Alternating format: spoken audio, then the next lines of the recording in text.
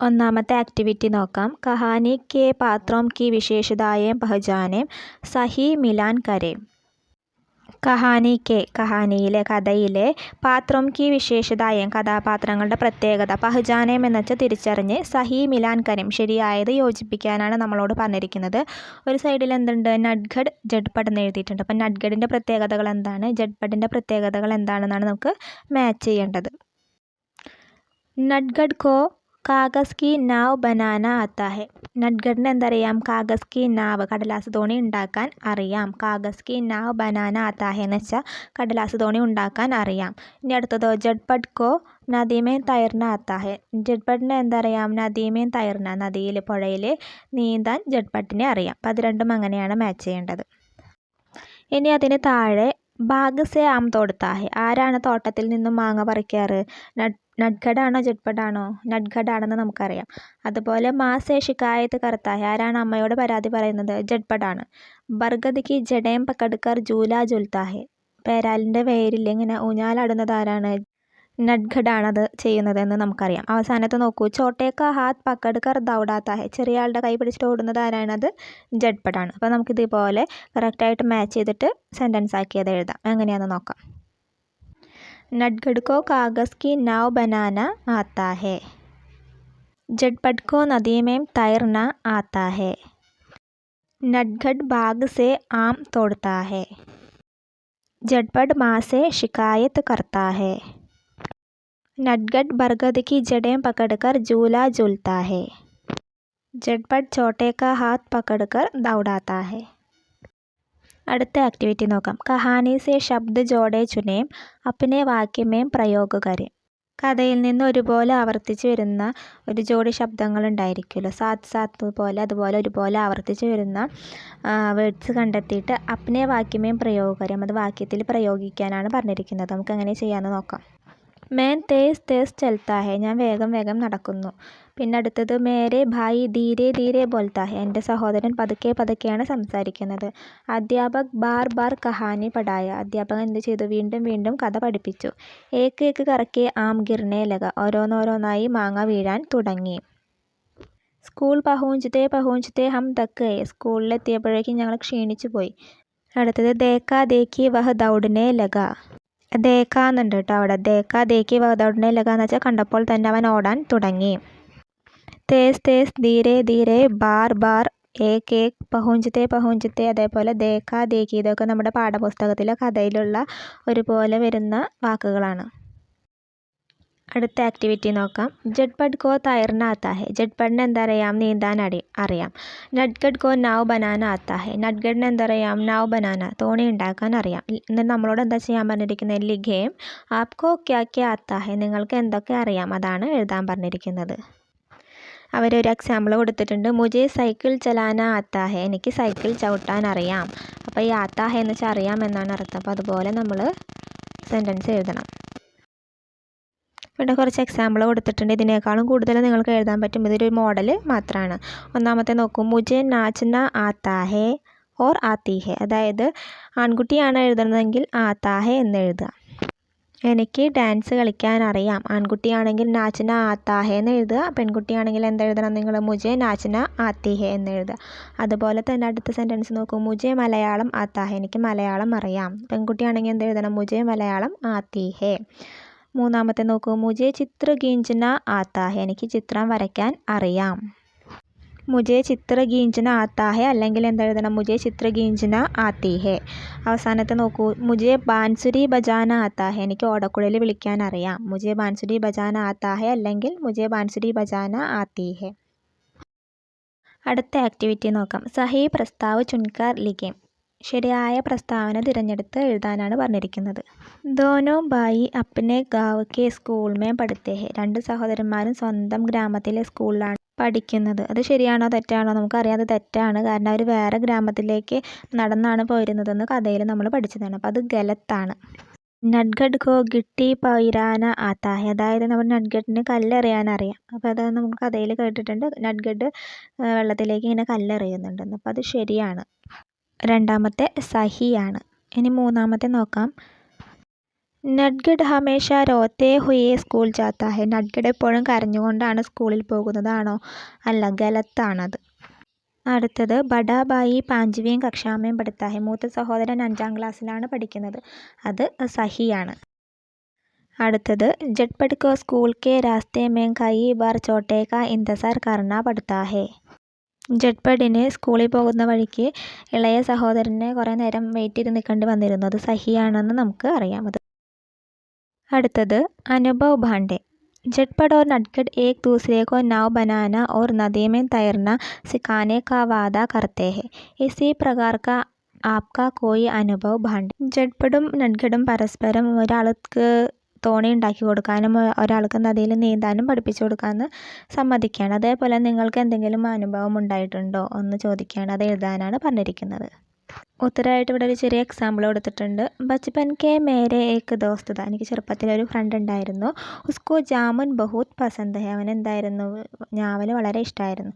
മേരെ ഘർ K സാമനെ. എൻ്റെ വീടിൻ്റെ മുന്നിൽ ജാമുൻ കെ ഞാവലിൻ്റെ ഏക് പേട് ഒരു മരമുണ്ടായിരുന്നു. ഓർ ഉസ്മേം അതിൽ എന്തുണ്ടായിരുന്നു? ഗർമിയോമേ വേനൽക്കാലത്ത് കൈ ജാമുൻ ഹോത്തേത് കുറേ ഞാവൽപ്പഴം ഉണ്ടായിരുന്നു. മേരെ ദോസ്ത് കെ പാസ് ഏക് സൈക്കിൾ താ. എൻ്റെ ഫ്രണ്ടിൻ്റെ കയ്യിൽ പക്ഷേ എന്തുണ്ടായിരുന്നു? ഒരു സൈക്കിൾ ഉണ്ടായിരുന്നു. മുझे तो സൈക്കിൾ ചലാന പസന്ത് താ. എനിക്കാണെങ്കിൽ സൈക്കിൾ ഓടിക്കാൻ ഭയങ്കര ഇഷ്ടമായിരുന്നു. ഇസ്ലിയെ ഹം ദോനോനെ ഏക് ദൂസരെ കോ ജാമുൻ ദേന ഓർ സൈക്കിൾ ചലാന സിഖാനെ കാ വാദാ കിയ. അപ്പം ഞങ്ങൾ രണ്ടുപേരും എന്ത് ചെയ്തു? ഒരാൾ ഞാവൽപ്പഴം കൊടുക്കുക, ഒരാൾ സൈക്കിൾ ചവിട്ടാനും പഠിപ്പിക്കാനുള്ള വാക്ക് കൊടുത്തു. അതാണ് എക്സാമ്പിളായിട്ട് ഒരു അനുഭവം എഴുതിയിരിക്കുന്നത്. നിങ്ങൾക്ക് ഇതിനേക്കാളും നല്ല എക്സാമ്പിൾ എഴുതാൻ സാധിക്കും. അടുത്തത് ഒരു പോസ്റ്റർ ഉണ്ടാക്കാനുള്ള ആക്ടിവിറ്റിയാണ്. പോസ്റ്റർ തയ്യാറാക്കൽ. എന്തിൻ്റെ പോസ്റ്ററാണ് തയ്യാറാക്കേണ്ടത്? ജട്പട്ട് നദിമേ കൂദ്കർ നട്ഖട്ട് കി ജാൻ ബച്ചായി. ജട്പട്ട് നദിയിൽ ചാടിയിട്ട് നട്ഖട്ടിൻ്റെ ജീവൻ രക്ഷിച്ചു. ഇസ് പർ സ്കൂൾ മേം ബദായി സമാരോഹ് ഹോ രഹാ ഹെ. ഇപ്പോൾ ഒരു അവനെ അനുമോദിക്കാനുള്ളൊരു ചടങ്ങ് നടക്കുകയാണ്. ഇസ്കേലിയ പോസ്റ്റർ തയ്യാറാക്കാൻ. അതിന് വേണ്ടിയിട്ട് ഒരു പോസ്റ്റർ ഉണ്ടാക്കാനാണ് നമ്മളോട് പറഞ്ഞിരിക്കുന്നത്. അപ്പോൾ പോസ്റ്റർ എങ്ങനെയാണ് ചെയ്തിരിക്കുന്നത്? GHSS കൊച്ചി സ്കൂളിൻ്റെ പേര് എഴുതി. പരിപാടി എന്താണ്? ബദായി സമാരോഹമാണ്. പരിപാടി എഴുതി, സ്ഥലം എഴുതി, പിന്നെ നദീമേ കൂദ്കർ അപ്നെ ചോട്ടെ ഭായി കാ ജാൻ ബച്ചായ. നദിയിൽ ചാടി സ്വന്തം സഹോദരൻ്റെ ജീവൻ രക്ഷിച്ചു. അഭിനവ് കോ ബധായി.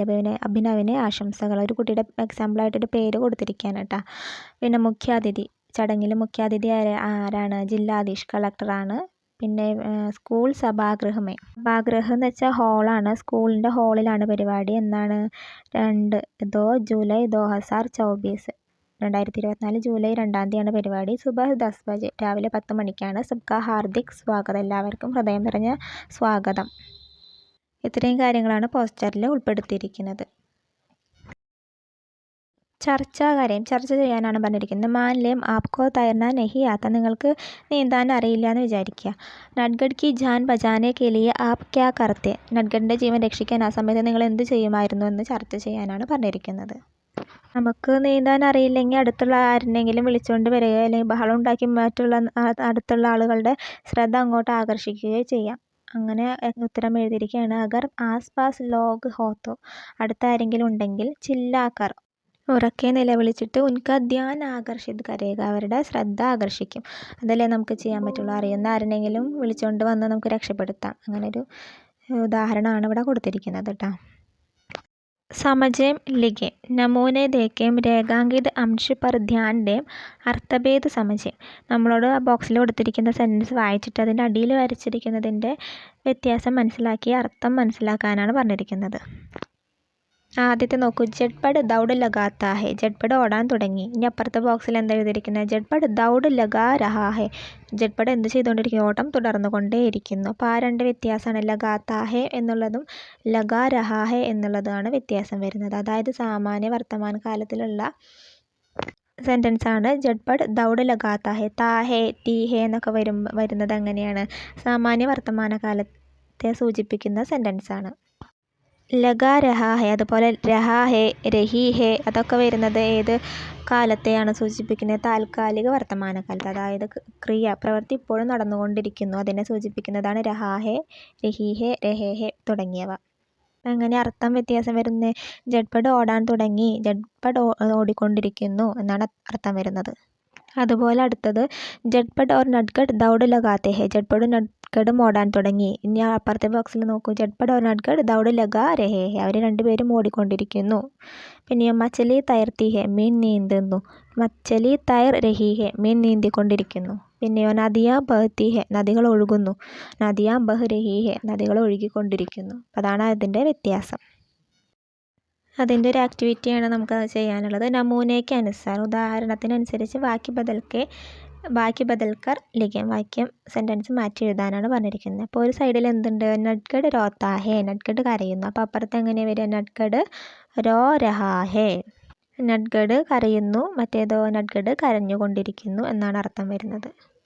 അടുത്തത് ബോക്സിൻ്റെ അപ്പുറത്തെ സൈഡിലാണ് കൊടുത്തിരിക്കുന്നത്. ജഡ്പഡ് ഓർ നട്കഡ് സ്കൂൾ സേ ആ രഹേ ഹേ. ജഡ്പഡ് നട്കഡും സ്കൂളിൽ നിന്ന് വന്നുകൊണ്ടിരിക്കുന്നു. അപ്പോൾ ഇപ്പുറത്തെ സൈഡിൽ എന്താ എഴുതുക? ജഡ്പഡ് ഓർ നട്കഡ് സ്കൂൾ സേ ആത്തെ ഹേ. ജഡ്പഡ് നട്കഡ് സ്കൂളിൽ നിന്ന് വരുന്നു. അപ്പുറത്ത് എന്താണ്? ജഡ്പഡ് നട്കഡ് സ്കൂളിൽ നിന്ന് വന്നുകൊണ്ടിരിക്കുന്നു. ഇനി അടുത്തത് നോക്കൂ. നാവ് ചൽ രഹി ഹേ. അപ്പോൾ അപ്പുറത്തെ സൈഡിൽ എന്താ വരിക? നാവ് ചൽത്തി ഹേ. അടുത്തത് സർദിയാം ശുരു ഹോത്തി ഹെ. തണുപ്പ് തുടങ്ങി. അപ്പോൾ എന്താ? തണുപ്പ് തുടർന്നുകൊണ്ടേ ഇരിക്കുന്നു എന്നർത്ഥം വരുമ്പോൾ എങ്ങനെ എഴുതണം?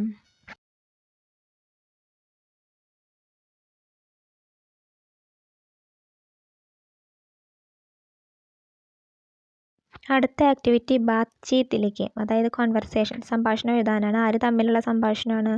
മാൻ ലേം നട്കഡ് നെ ഘർ പഹോഞ്ച് കർ രാസ്തേ കി സാരി ഘടനായെ മാക്കോ ബതാ ദി. നട്കഡ് വീട്ടിലെത്തിയിട്ട് വഴിയിലുണ്ടായ കാര്യങ്ങളൊക്കെ അമ്മയോട് പറയാണ്. അപ്പം അമ്മയും നട്കഡും തമ്മിലുള്ള കോൺവെർസേഷൻ എഴുതാനാണ് നമ്മളോട് പറഞ്ഞിരിക്കുന്നത്.